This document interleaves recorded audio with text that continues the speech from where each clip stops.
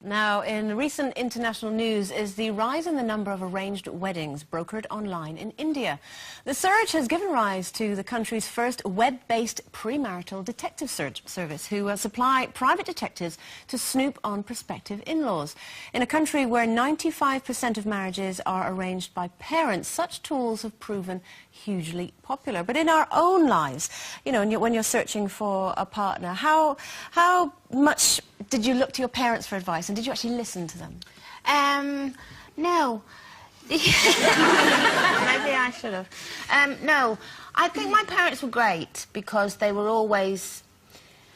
They must have walked away sometimes and thought, oh, please not that one. Please not that one. Please don't let that be the one. But they never, if you were happy, they were happy. I do remember my dad one day saying, I can't believe I've got 6 daughters and not one of you's met a millionaire. Because I think ultimately your parents want you to be with someone who who can look after you, and you're not going to have any worries for the rest of your life. But none of us did. I mean, we met a lot of millionaires, but we weren't those type, you know, we always, it was for love, it was never for money with any. We were all a bit like that. So I don't think money is that important. You know, you want to kind of have someone you're comfortable with. But I remember when I used to work on cruise ships, and I met this short, fat, not so good-looking bloke.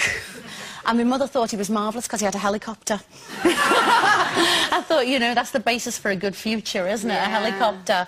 But I kind of think, I think there's something in it, really, your parents choosing for you. I'm going to listen now. Really? Yeah, definitely. Does your mum still give you advice? Does she point someone out in the room and go, right, him, give him a go? Not so much. She'll just say to me, oh, Claire, you know, that one's unsuitable, don't go there again, you know? And she will, you know, she gives me really sound advice. But you can only learn, Claire, by your mistakes. You can't learn by your mother's. Hey, listen, I've no regrets in anything I've done, or any partners. I just think, you know, your mother knows best.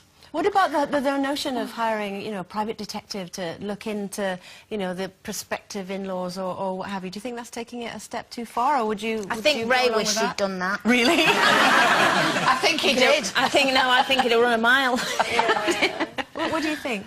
I think it's pretty good, you know. I mean, all my girls say to me now, Claire, we're getting a committee for your next fella. Yeah. They're all going to judge him, and me, you know, all my boyfriends as well are going to choose as well. Okay. Male friends, that is. Yes. The thing is, though, when you're young, you don't listen to your mother, do you?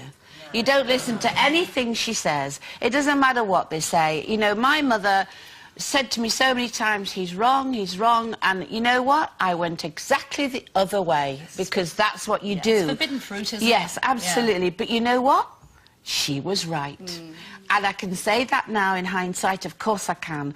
But you can't be guided by somebody in those cases. You've got to learn yourself. You've got to make all those mistakes yourself. You've got to come a cropper. You've got to pick yourself up.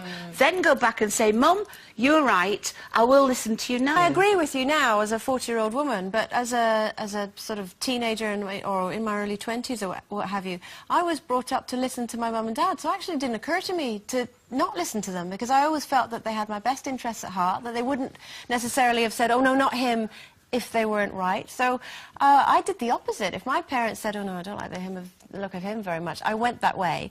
And, you know, I married my first real boyfriend that I had at school. And, you know, he's a lovely guy, came from a good family and a good home. And, you know, he ticked loads and loads of boxes.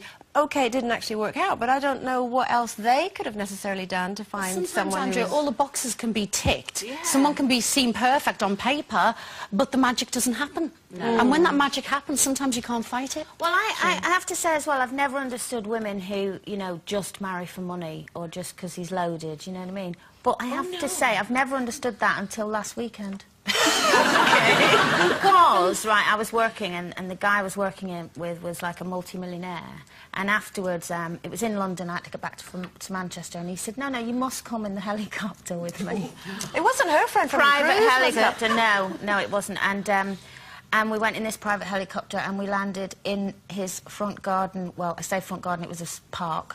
And the most beautiful mansion in front of me, and then he had the Bentley waiting to drive me home. And I thought, oh, I get it now. I really get it. Attractive. Yeah, he suddenly became really, really attractive. Was he married?